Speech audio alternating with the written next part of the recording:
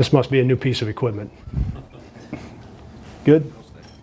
Thanks for coming out. You guys have been great for our program, great to our program, and I certainly appreciate it. Good to see all of you again today. Yes, it is the end of September. I was talking to Jeremiah on the way in and just talking to Gary about it. It's only a couple days earlier than last year. They moved our practice up, it's approximately 2 weeks a year ago to 40 or so days before your first contest. So that moves our first practice up to this year, Saturday, October 3rd. So we are a little bit earlier than what we have normally been, but excited to be able to get started. And again, really appreciate you being here. This is hard to do obviously without you guys, but more importantly, what you do for us throughout the course of the year. That extremely important for our program to have you here. My staff is back. Most of them are back there. Jake Cook and Eric Crawford, PJ Hogan, Johnny Moran is sitting there. Derek Netton is back there. Don Bishop is back there. Kyle Green is on the road recruiting today, so you will not see him around. But those guys continue to do a terrific job, as you well know. I've just got a couple things for you, then I'll open it up to questions. So I don't forget, maybe Colin did mention it, but I would remind you that Wes and Taylor have got class at 3 o'clock today. So when we finish up here and go down, get to Wes and Taylor right away so we can get those two guys off to class. I would start by telling you how excited I am about this year's team. The one thing I told them when we got together this summer is the same thing I told our guys last year and the same thing I'll tell our team next year. Let's work really hard to have the best year that we possibly can.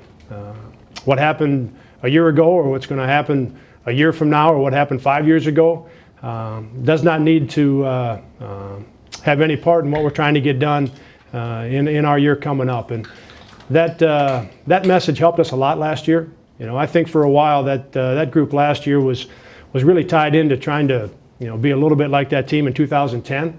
And I'm glad we got onto the message of, hey guys, we're just going to be the best team that we can be with the guys that we've got in this room, and we're going to do the best job we can every day to get a little bit better. And obviously that paid off for us last year, and so that is my message with our guys right now. It's really the only thing we talked about in the summer.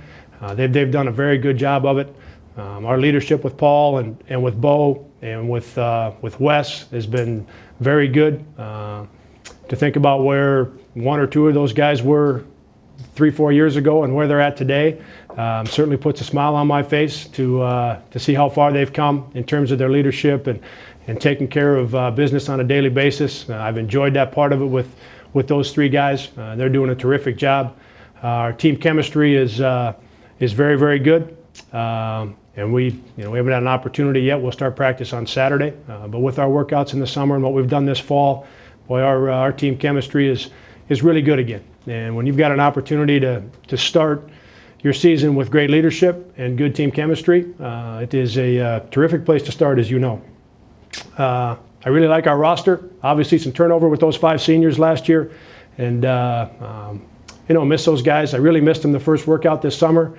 I kept looking around for Seth and Dion and Marv and Nate and Max, and you find out obviously that they've graduated and they're not there. I know Bohannon sat out there on the wing with the ball in his hands and kept looking for Seth so he could throw the ball inside to him, and realized that Seth is not going to be in that spot anymore. So some roster turnover, but also an exciting time for our program. Excited for some of the young guys that have waited their turn, and also excited for our guys that are back to be able to lead the way and see if we can't get ourselves into a position again this year to be in the championship hunt and play in that NCAA tournament. A couple of house cleaning items. Paul Jesperson and Taylor Olson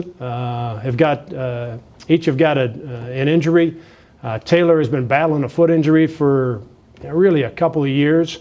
And it seems to get better and then a little worse and get better. And right now it's pretty good. But depending on how that is, he may be in and out of practice a little bit. So we'll see how that goes here over the next few weeks. He'll start practice, and I'm just going to have to see what the daily, when we get into our 20 hours a week, what that is like for him with his foot. And then Paul's got a foot injury that's going to require anywhere from 3 to 6 weeks. So he's going to He'll be resting here for the next 3 to 6 weeks, depending on how that goes. But we do expect him back by the end of October, back into practice.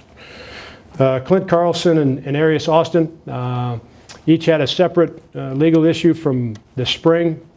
Both of those guys have done all that they need to. The legal process has run its course with both of them. They are through both of those, each of their own situations. And I'll tell you, I'm very proud of where those guys are at right now. They have done a very good job of taking care of their business, coming out of those situations and doing the things that they need to, both with our team and with the situation in terms of getting them taken care of. So both in good standing with our team and both doing very, very well. Clint Carlson will serve a 3-game suspension. That 3-game suspension will be the first 3 regular season games. So he will miss Colorado State, Stephen F. Austin, North Carolina, and then he will be fully back and ready to go. Our schedule this year, I think some of you have probably peeked at it. It's the best one that we've put together, non-conference schedule. I know the guys are excited about it. Our staff is excited about it. Plenty of opportunity to play against some of the best teams in the country. We like that. We're looking forward to that. And as I've talked about in the past, and I know that it's something maybe that each of you have either asked me or heard me talk about, the reason that we put together that schedule is so that we've got both chances to get to the NCAA tournament. And with that being winning the conference tournament down in St. Louis is one of them, but also having an opportunity to get in that large bid. And so when we put that non-conference schedule together, it is with that in mind, so that our guys, our fans, our university, that we've got both chances in terms of getting to that NCAA tournament.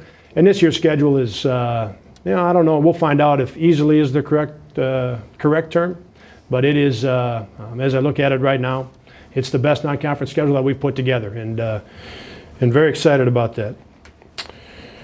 I think I will leave it there and just open it up to your questions. So I'm talking about what